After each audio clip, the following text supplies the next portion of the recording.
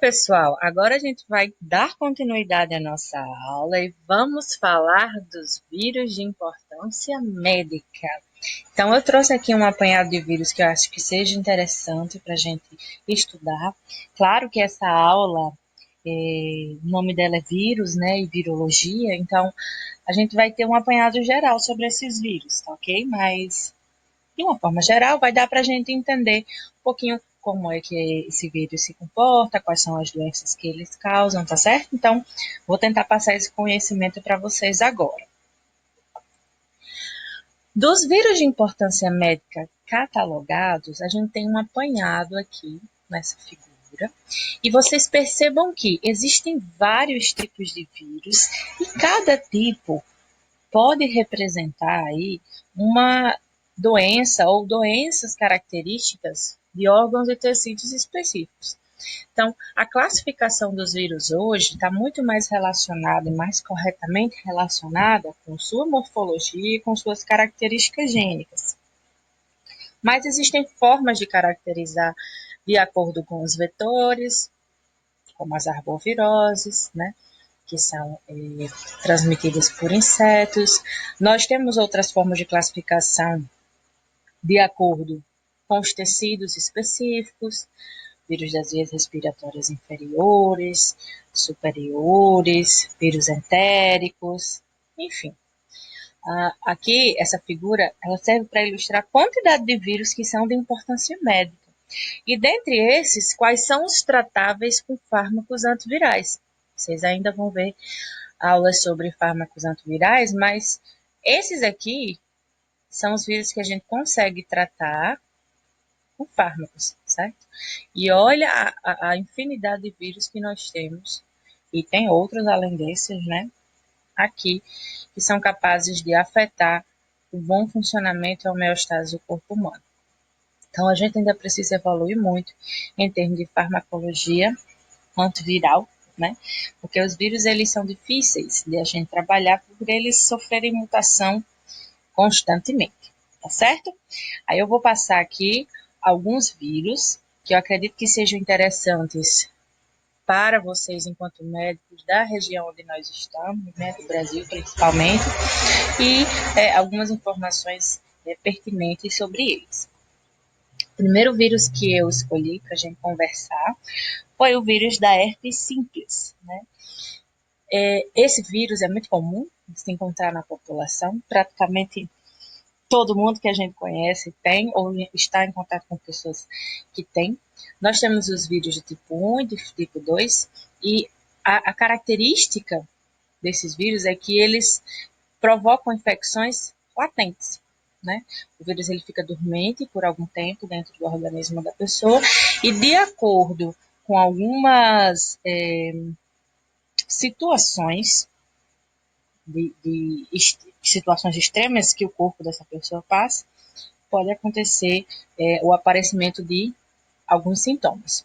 Vamos ver um pouquinho sobre esse vírus. É um vírus de DNA linear de fita dupla, envelopado, icosaédrico. A replicação desse vírus acontece no núcleo e ele sintetiza a própria polimerase. Então, tá aqui ele, ó, todo bonitinho, com o seu envelope viral, o seu núcleo com DNA e aqui os capsômeros do capsídeo em detalhes, certo?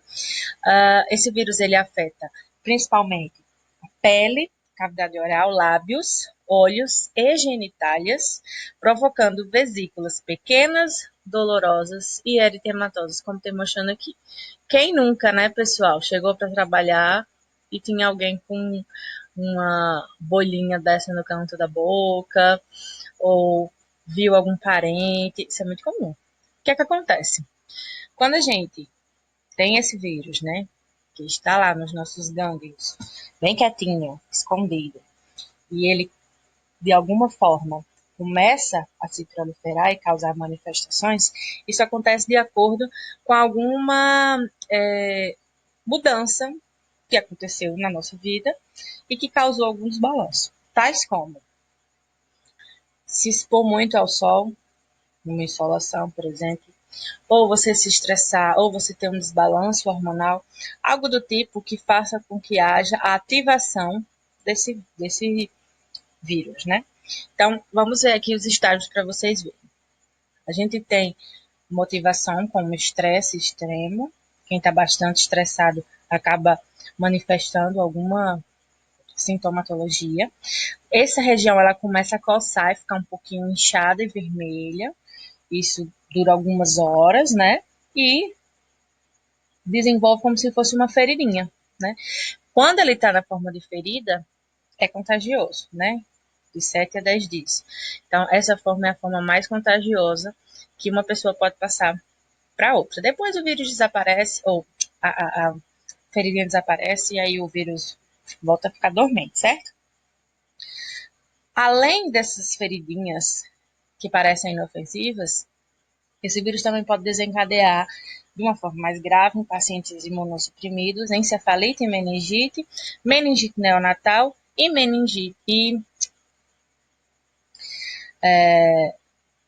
herpes neonatal, na verdade, não meningite neonatal, e herpes disseminado, né, por todo o corpo.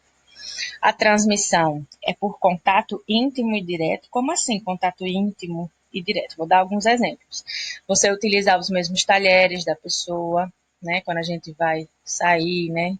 Com o nosso boy ou a nossa girl, que a gente fica lá compartilhando os talheres. Usar o mesmo batom, aquele batom da nossa amiga, que a gente tá na balada, a gente diz, ai mulher, me empresta esse batom que eu tô destruída. Aí você vai lá e empresta. Ou então você vai lá na Quem Disse Berenice e começa a provar todos os batons. Perigoso. Beber do mesmo copo, né? A pessoa tá bebendo no copo, você vai lá e bebe de novo. Quem nunca, né? Tava brincando na rua de casa e aí começou a beber do mesmo copo do coleguinha, porque era um copo para todas as crianças da rua. Por beijo, na boca, na bochecha e sexo sem proteção, né? Por proteção de barreira. Então, é importante que tome-se esses cuidados mínimos, né? Não transmite por escova de dente. Lembrando que também não é para dividir escova de dente, tá, pessoal? O vaso sanitário, picada de inseto, você sentar no mesmo lugar da pessoa, transfusão sanguínea, não é transmissível assim, tá bom? Diagnóstico clínico e laboratorial, né? Pode-se tentar fazer a cultura desse vírus em células ou tentar identificar por sorologia, mas geralmente é um diagnóstico clínico simples e, se houver necessidade, reação em cadeia da polimerase. Tratamento com alguns antivirais, aciclovir, valaciclovir ou fanciclovir, tá certo? Varicela zoster, que é outro vírus super importante. Quem nunca teve catapora, não é mesmo, gente? Eu nunca tive. Mas toda a minha família teve, só eu fiquei nessa bolha imunológica. Esse vírus é um vírus de DNA também, genoma de fita dupla, tem envelope icosaédrico e essa polimerase dele é ausente dentro do vírus. Ele precisa produzir, né, para que ele consiga, enfim, produzir os outros elementos que ele precisa para produzir mais vírus. Então, quais são as manifestações clínicas que a gente conhece? A catapora, num quadro de infecção aguda, e a herpes zoster, num quadro de infecção latente, caso a pessoa tenha posteriormente, depois que o vírus está lá dormente, né? Afeta a pele, principalmente, mas pode se estender para as vísceras, em casos mais graves de imunossupressão. Então, tá aqui, ó, o bebezinho aqui com uma cataporazinha, e aqui a, a forma de herpes zoster, bem acentuado. Geralmente, e essa região aqui fica bastante dolorida, muito avermelhada, como vocês estão vendo, e pode sair algum exudato, né? Bem desconfortável. É o que a gente chama, essa herpes zoster, de cobreio, né? As pessoas mais antigas chamam assim. E como é que se transmite, Luíse? Pelas vias respiratórias ou também pelo contato com as lesões cutâneas. Olha só, essas bolinhas aqui estão infestadas de patógeno. E aí, se elas estouram e você entra em contato com isso aqui, você pode se contaminar também.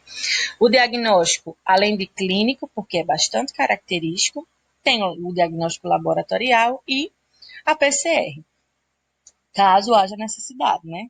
Reação em cadeia da polimerase, tá, gente? Não proteína C reativa. Aqui a gente está falando de métodos de diagnóstico por biologia molecular. E aqui a gente vai ter alguns fármacos, vanciclovir, valaciclovir e aciclovir, tá bom? Outro vírus importante, vírus da varíola, altamente contagioso. Foi significativamente importante antigamente, né? Até pela quantidade de mortes que aconteciam, mas esse vírus, pasmem, ele está erradicado no planeta Terra. Né? Quais são as características desse vírus, pessoal? DNA linear de fita dupla, envelopado, tem uma morfologia bem complexa, não é considerado de morfologia icosaédrica nem nada disso. Veja que elas têm uns corpos laterais, umas placas, né? Tem esses túbulos superficiais que são bem característicos. Então, ele tem uma morfologia bem particular. E possui um RNA polimerase DNA dependente que ela traz com ela, né? Traz esse arcabouço enzimático para quando ele fosse proliferar dentro do corpo da pessoa. O que acontece, pessoal? A varíola, ela só tem um subtipo. E o trabalho da OMS foi muito bem feito na época, porque conseguiu-se vacinar grande parte da população e começou a não aparecer casos de varíola. E a OMS viu que precisava só continuar fazendo as vacinações, e quando viu que a vacinação fez efeito também, então deu-se como erradicada a doença, e hoje ela está controlada e guardada nos laboratórios de maior contenção, os laboratórios de nível 4. Por que ainda está guardado isso, professora? Já que está erradicado no planeta Terra, por que a gente não explode logo esse vírus? Porque pode ser, pessoal, que esse vírus seja a chave para a cura de outras doenças, ou até mesmo se surgir uma variedade mutante desse vírus, né? Então é importante que a gente tenha ele guardado como patrimônio genético da humanidade, mesmo que a gente não queira que ele seja solto. O medo hoje é que seja desenvolvida uma arma biológica a partir do vírus da varíola, né? Da doença. O que ele causa, gente? Febre, dor de cabeça, dor lombar, mal-estar e essas lesões maculopapulares, que é bem característico, pessoal, da varíola, como se fosse um monte de bolinhas pela pele da pessoa, um monte de bolhas. Isso aqui é característico demais. Qual é o diagnóstico, pessoal? Principalmente clínico, se houver a necessidade de reação em cadeia da polimerase e microscopia eletrônica para identificar o vírus. A transmissão é fácil, por inalação ou por contato direto com as pessoas contaminadas, e o tratamento, ou é um tratamento que vai dar suporte àquela pessoa, ou tem alguns, vamos dizer assim, fármacos que são utilizados, como cidofovir, brincidofovir e tecovirimat. O problema é que hoje a nossa população não está preparada para uma situação dessa aqui. Se o vírus da varíola saísse circulando hoje, a gente não tem nem imunidade suficiente. Então a gente ia morrer bastante gente, né? Mas a gente já tem problema demais com esse novo coronavírus, então vamos deixar isso para lá. Prevenção se dá principalmente pela vacinação. Só que essa vacinação, nas raras exceções em que acontecia, causava umas reações bem fortes. Não sei se vocês já ouviram falar na doença vacínia, que é causada pela vacina da varíola. Então a pessoa tomava vacina, pensava que ia ficar boa, como era que ficava o braço, né? E outros efeitos colaterais. Então suspendeu-se a vacina da varíola quando foi dada como erradicada a doença. Tá certo, pessoal? Vamos passar para a próxima? Hepatite B, no caso. Por que ela é importante, pessoal? Por que eu trouxe? Porque a hepatite B é o vírus e é a doença contagiosa que mais está associada à equipe de saúde, a profissionais da saúde. altíssimo índice de pessoas contaminadas com hepatite B, certo? É o vírus que tem mais incidência quando há ocorrência de acidentes com perfuro cortantes, com material que não foi descartado corretamente, certo? Por isso que eu trouxe aqui para a gente discutir. Genoma desse vírus, fita dupla circular, né? O envelope presente, a morfologia é uma morfologia complexa, não é como os outros vírus que a gente conhece, e tem uma polimerase própria. Esse vírus, gente, ele causa dano hepatocelular. Pode desenvolver cirrose e câncer de fígado, caso isso se desenvolva de forma descontrolada. Como é que se transmite? Principalmente através do contato com sangue contaminado e fluidos, no nascimento, né, no momento do parto da mãe para o bebê e por transmissão sexual também. O grupo de risco, como eu já disse, principal são os profissionais da área da saúde, profissionais também manicures, né, aquelas pessoas que lidam todos os dias com sangue, ferida, enfim. Diagnóstico, teste sorológico para a doença. O tratamento, interferon alfa e lamivudina, que vão agir no controle desse vírus no organismo, mas a doença não tem cura. E a prevenção é a vacinação. Nós temos já a vacinação contra a hepatite B e todos os profissionais da área da saúde precisam se vacinar antes de ir para campo, né? Além disso, orientar os portadores. Se a pessoa já sabe que ela tem hepatite B, ela já tem que ter cuidado quando for no dentista, quando for na manicure, e deixa claro para que outras pessoas também não se contaminem, tá certo? Adenovírus, outro vírus importantíssimo. Esse vírus ele está muito relacionado com infecções respiratórias leves, né? Conjuntivite, gastroenterite viral, cistite e pneumonia primária. É aquela velha virose que quando você vai no médico, ele diz, isso é uma virose que está rodando. Geralmente é um adenovírus safadinho que está por aí. Então, o genoma dele, DNA linear de fita dupla, o envelope ausente, morfologia icosaédrica e não tem polimerase. Ele vai ter que construir isso quando estiver dentro da célula, certo? Possui diferentes sorotipos e cada sorotipo está responsável pelo desenvolvimento de doenças específicas, né? A transmissão se dá com contato de pessoas contaminadas e com superfícies contaminadas. Então, olha, você entrou na Topic, tem uma amiga lá com óculos escuro maravilhoso. Aí você diz, ai amiga, que lindo. Quando ela tira o óculos para mostrar para você, tá lá o olho desse jeito. Aí você já retrai assim, diz Jesus amado do céu. Então, as pessoas que utilizam óculos, fica pegando em lápis, caneta, você não deve utilizar os mesmos objetos, porque ele pega por contato com as pessoas ou com fomites, que são objetos que podem estar contaminados e que carregam aí o micro-organismo para os lugares em que eles são levados. Pode se tornar uma infecção grave para pacientes imunocomprometidos, assim como a maioria dos micro-organismos. Geralmente o diagnóstico é feito clinicamente ou, se houver necessidade, é feita uma reação em cadeia da polimerase. Faz o tratamento de suporte, porque é uma infecção autolimitante. E a prevenção são medidas de higiene básicas, como lavagem de mãos, como limpar as superfícies, não compartilhar objetos com a pessoa que está contaminada, enfim, coisas simples, como a gente faz em relação às infecções respiratórias mais leves, tá bom? Vamos para o próximo? Papilomavírus, o HPV, né? É um vírus de DNA circular, não envelopado, icosaédrico, que se replica no núcleo e utiliza a polimerase da célula para se proliferar. Então, tem mais de 100 tipos conhecidos de HPV. E esses tipos diferentes, cada um tem afinidade por uma região, por um tipo celular, certo? Então, o tropismo está muito relacionado a cada tipo de HPV existente.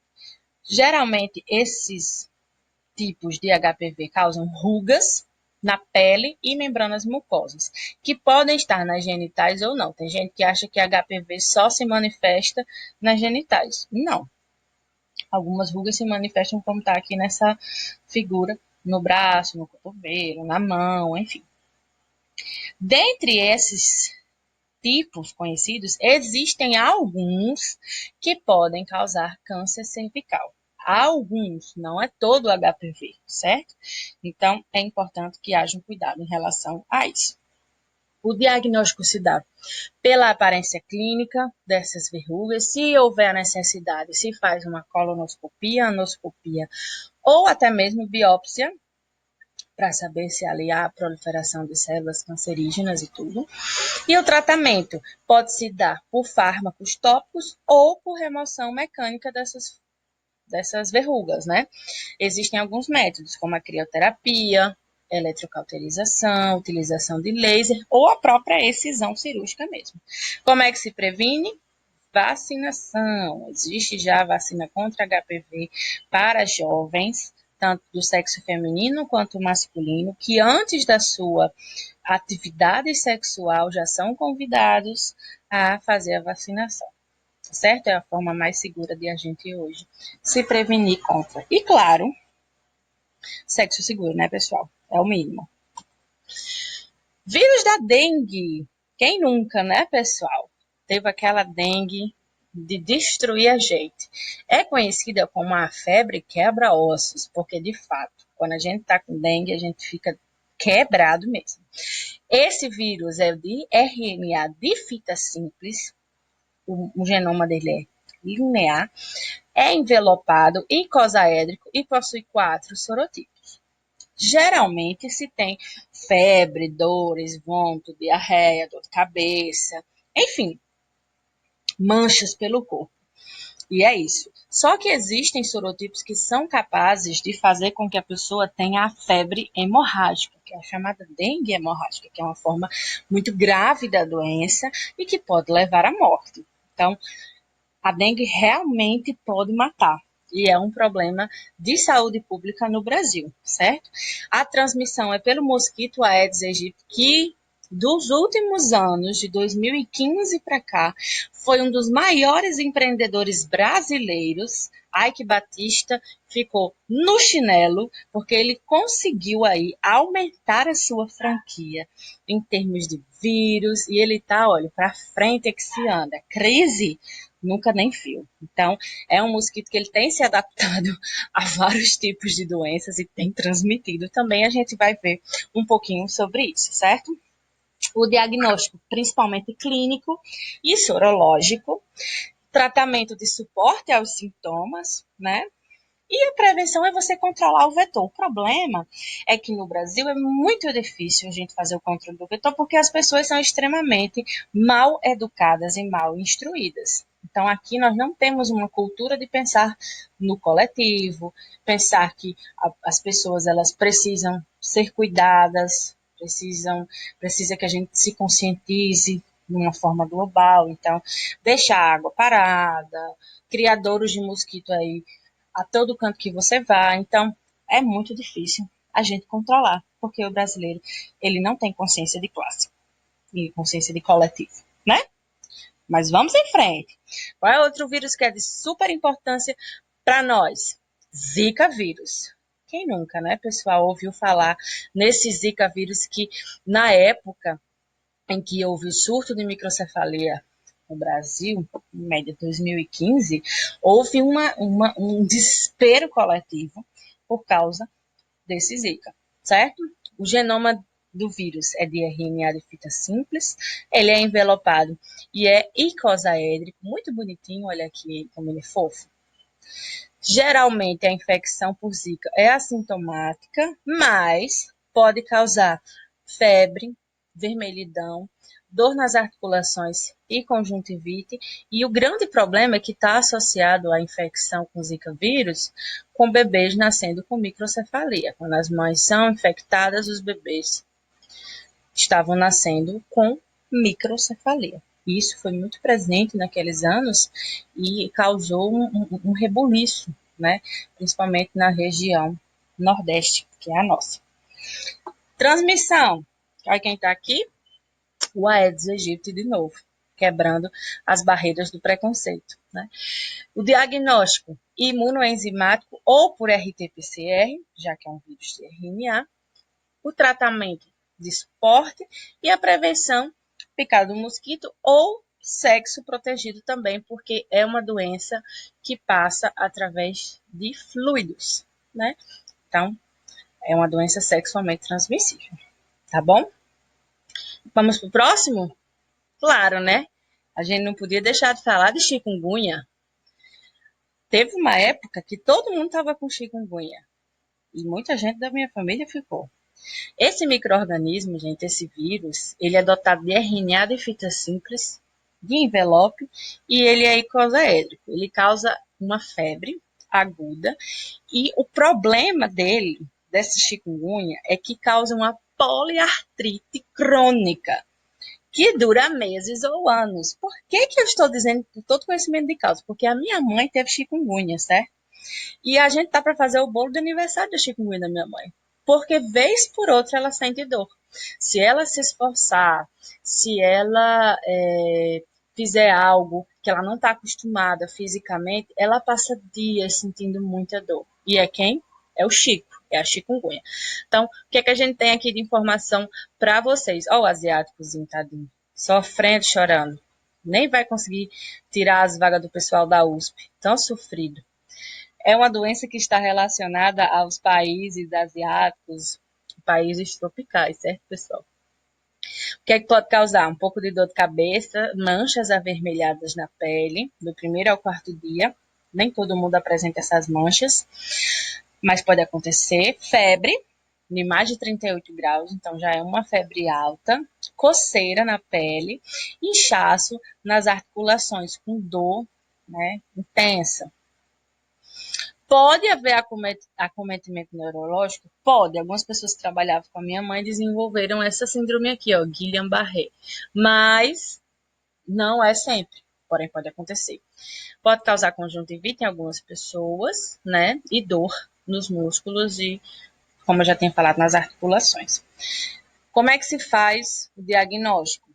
Teste sorológico, na época, minha Nossa Senhora, todos os laboratórios começaram a fazer teste contra dengue, chega Jesus, dengue, zika e chikungunya. Ai, vai logo fazer o teste, né? Então, todo laboratório tem esse teste.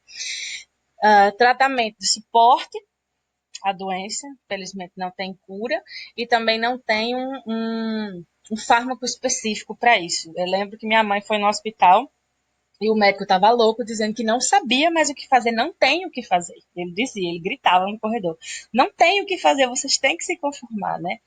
Coitado, já cansado, né? Devia ter passado o plantão inteiro lidando com aquela ruma de idoso chorando. Então, modo de prevenção, controlar o mosquito. Então, assim, né, gente? Se já estava ruim, pode piorar. E isso a gente vai ver um pouquinho mais lá na frente. Vamos falar um pouquinho de HIV agora, né? HIV é um retrovírus que possui RNA de fita simples, só que ele possui duas cópias desse RNA dentro desse capsídeo. É um vírus envelopado, arredondadinho, né? Ele não tem um formato icosaédrico, tá vendo? Ele parece uma garrafinha d'água, algo do tipo. Ele não tem aquela morfologia icosaédrica, não. Ele parece um bastonetezinho. E ele traz consigo a transcriptase reversa para transformar esses RNAzinhos aqui em DNA. O alvo deles, a afinidade que eles têm é com os linfócitos TCD4, que são as células de defesa do nosso corpo, muito importantes para a nossa imunidade celular. Então, quando ele chega aqui e destrói essa, ele quebra toda uma cadeia imunológica que serviria para proteger o nosso corpo das mais variadas enfermidades. E quando a AIDS começa a de fato acontecer, a imunodeficiência adquirida, aí de fato começam a aparecer os problemas. Porque o indivíduo que contrai HIV, ele pode nunca apresentar sintomas. da mesma forma que ele pode desenvolver AIDS. Logo que a pessoa é infectada, ela pode manifestar um quadro de febre, algo bem aleatório, inespecífico e que não pareça de fato uma infecção de HIV, mas depois, quando esse vírus começar de fato se reproduzir dentro do corpo silenciosamente e destruir essas células, vai abrir uma porta para as infecções oportunistas. Então, as pessoas elas não morrem diretamente, especificamente, pela ação do HIV. Elas morrem em decorrência de doenças que elas começam a adquirir porque o sistema imunológico está muito fragilizado, certo? Como é que se faz o diagnóstico?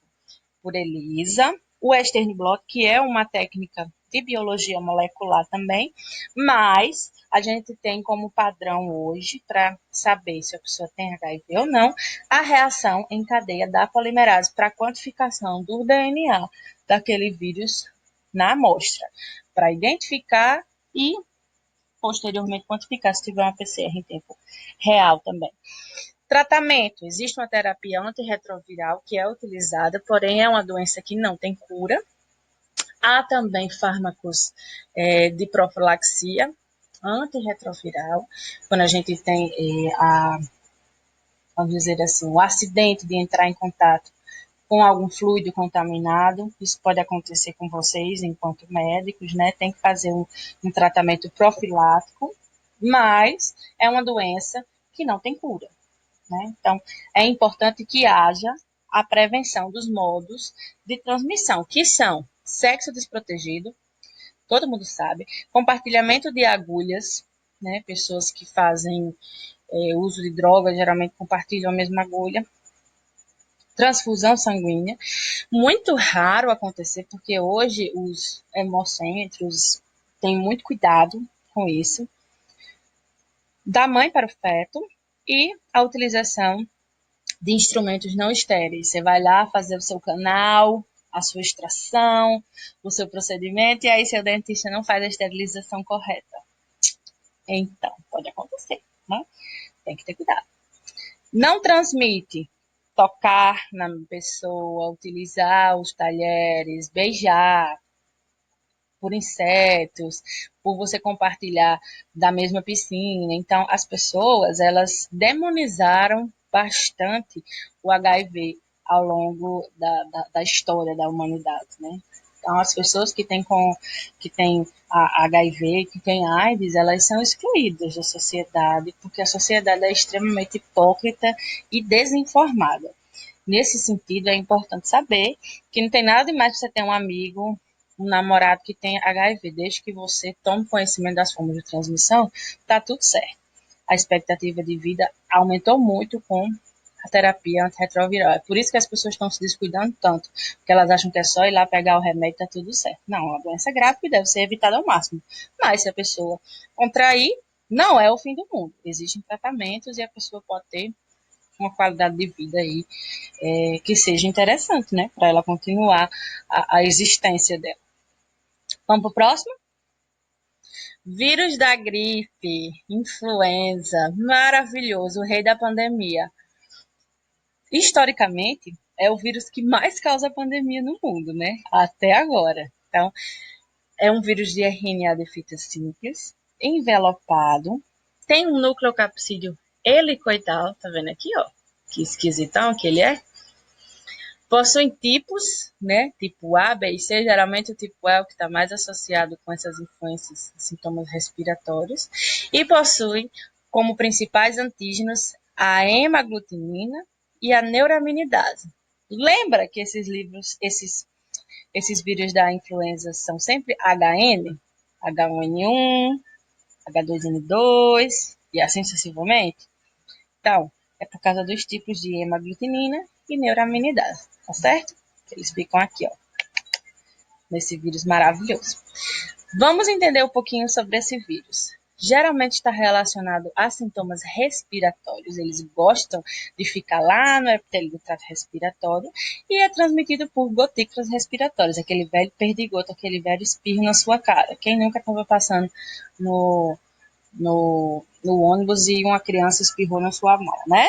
Já aconteceu isso comigo, eu quis decepar a minha mão na hora, mas eu não pude. Eu simplesmente passei a mão na calça e segui a minha vida porque eu tinha prova naquele dia. Então, tudo certo. Diagnóstico: titulação de anticorpos e anticorpos da pessoa, né, que está provavelmente infectada, e crescimento em cultura celular, porque esse micro-organismo dá para crescer em cultura celular. E, claro, pode-se usar uma reaçãozinha em cadeia da polimerase só de sacanagem, para identificá-lo. Tratamento de suporte, e também tem alguns fármacos que podem ser utilizados.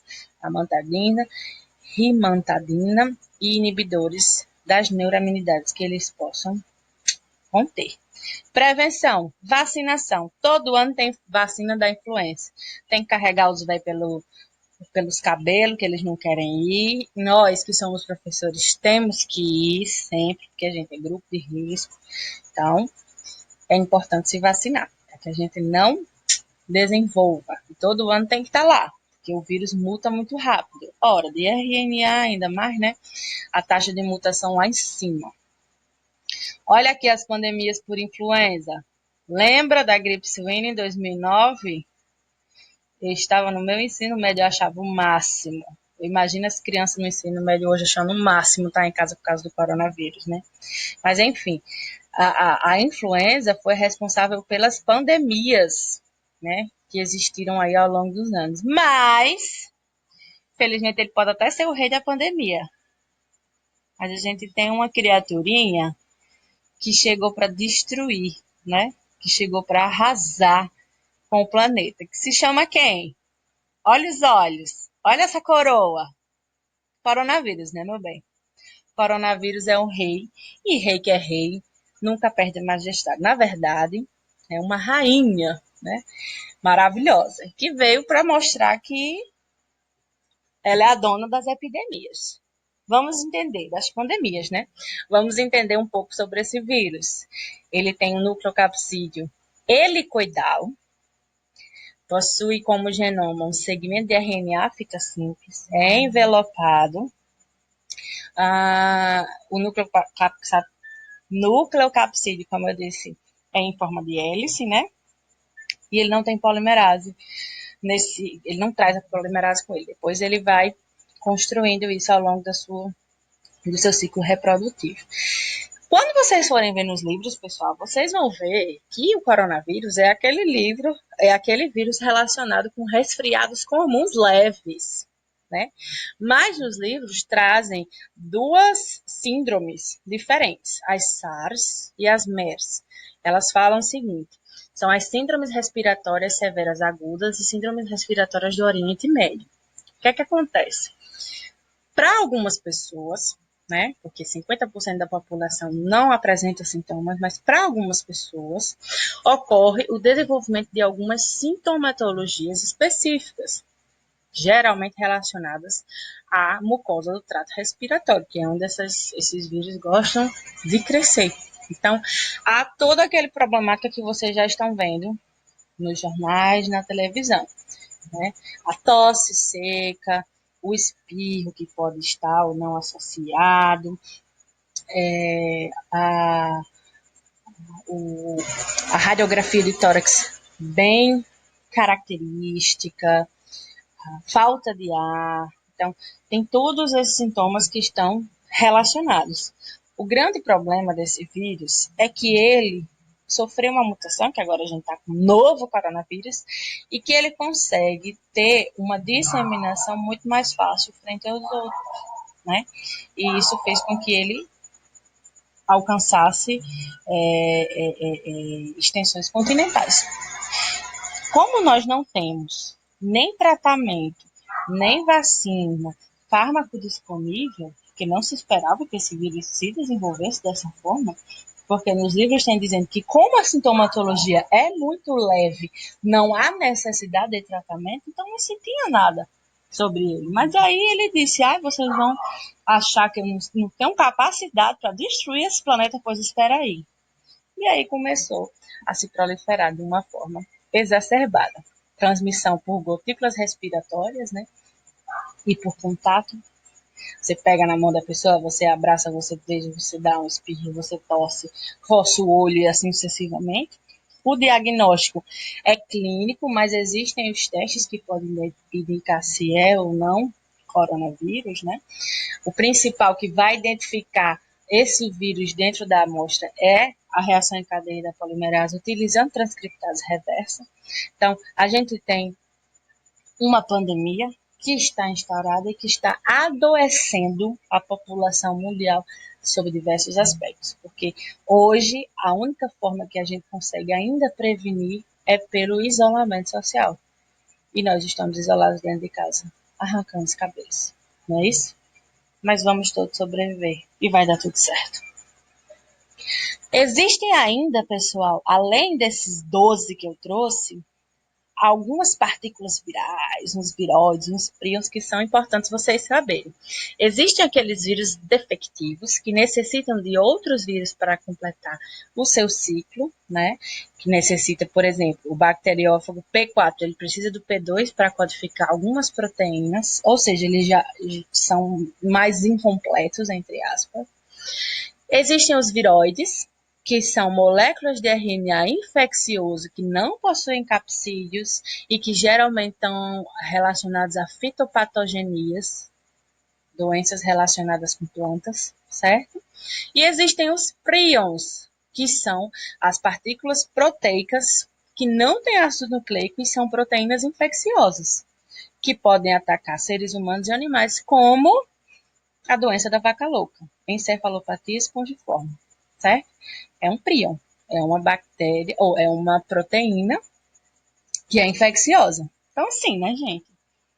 Todo tipo de micro-organismo que você pensar existe. Até uma pseudobactéria, um pseudo-RNA e assim sucessivamente. Pessoal, esse aqui. Pessoal, agora eu vou mostrar um videozinho para vocês rápido, que vai fazer um apanhado sobre tudo o que a gente viu, tá certo? Olha só. Esse vídeo é sobre o vírus da influenza e a gente vai ver desde ele tentando entrar no corpo da pessoa até ele produzir mais partículas virais, certo? Esse vírus, como mostra na imagem, ele afeta o trato respiratório superior e inferior, pode causar dor de cabeça, dor no corpo, calafrio, dor muscular, enfim. Uma série de sintomas que vocês já conhecem das influências comuns, das influenzas, né? Esse vírus, ele é um vírus envelopado, né? Tem seu material genético aí, vai ter um capsídeo dotado de proteínas e vai ter um envelope contendo aquelas proteínas que são importantes para ele adentrar a célula, certo? E essas proteínas de dois tipos, né? Cada uma com funções diferentes. Ele chama aí de spikes proteicos, né? H, que são representados em azul, e N. Por isso, H1, N1, H2, N2 e assim sucessivamente, certo? Vamos lá. Existem tipos diferentes de influenzas. E isso vai ser determinado de acordo com essas proteínas H e N. Por isso que a gente tem as nomenclaturas diferentes. E para cada uma delas deve existir vacinas específicas, porque não dá para proteger de todas de uma vez só, porque elas são diferentes. Quando essas partículas respiratórias carregam esses vírus, outra pessoa pode ser contaminada, né? Você pode respirar e pode se contaminar. Esses vírus, eles vão lá para o seu trato respiratório e vão procurar o quê? Receptores celulares que façam uma ligação fina entre as proteínas que ele tem no seu envelope. Aí, por endocitose, eles vão entrar, né, pela invaginação, que a gente já viu, e eles vão perder esse envoltório aí, vão começar a se proliferar, pelo menos o início do material genético, lá no núcleo. Olha só, lá para o núcleo celular. Dentro do núcleo vai haver a replicação e a transcrição né? Esses RNAs vão ser produzidos e vão sair do núcleo para produzir quem? As proteínas, né? Chegando lá no retículo endoplasmático, vai haver a produção dessas proteínas junto com os ribossomos e com o RNA mensageiro, e essas proteínas vão ser utilizadas, ao monte de proteína azul e vermelhinha, vão ser utilizadas para a produção de quê? De novos vírus. Joia! Lembra que esse vírus, ele pode mandar as proteínas dele lá para a membrana e utilizar essa membrana como seu envelope? É isso que esse vírus está fazendo. Olha aí como ele é esperto. Utilizou, usou e abusou da célula e saiu. Lembra que isso aqui faz uma ligação fina para ele poder entrar na célula? Essas outras proteínas que estão do lado de fora, as vermelhinhas, ajudam a quebrar essa ligação. Por isso que ele consegue se proliferar e ir embora. Porque se não fosse assim, eles iam ficar presinhos ali, porque a ligação deles é muito forte. O que é que está dizendo? Que o oseltamivir e os nanamivir, eles são utilizados como tratamento, né, dessa influenza, de uma forma geral. E o que é que eles fazem? Eles impedem esse desligamento da célula com o vírus. E aí o vírus fica lá preso e não consegue se desligar e sofre ataque do nosso sistema imune e é neutralizado. Formas de prevenção através da vacinação com esse organismo atenuado, né? Essa vacinação pode ser também como se fosse um aerossolzinho. Não um aerosol, mas como se fosse aquele sorinhozinho, né? E aí, essas partículas virais são enfraquecidas e provocam no corpo da pessoa a produção de anticorpos. Então, quando houver a infecção pela influenza, de fato, o corpo já vai estar protegido e preparado, porque ele já vai ter informação suficiente para neutralizar esses vírus e para fazer com que eles fiquem mais disponíveis para as células do sistema imune, como os macrófagos vão destruir tudo, papar tudo, como eles sempre fazem, né? Gente, é basicamente isso que eu tinha para trazer para vocês. Eu espero que vocês tenham entendido sobre essa aula, tenham absorvido. Se surgiu alguma dúvida, vocês podem entrar em contato comigo, tá certo? E eu fico à disposição para qualquer assunto que vocês queiram tratar. Um grande beijo e até a próxima!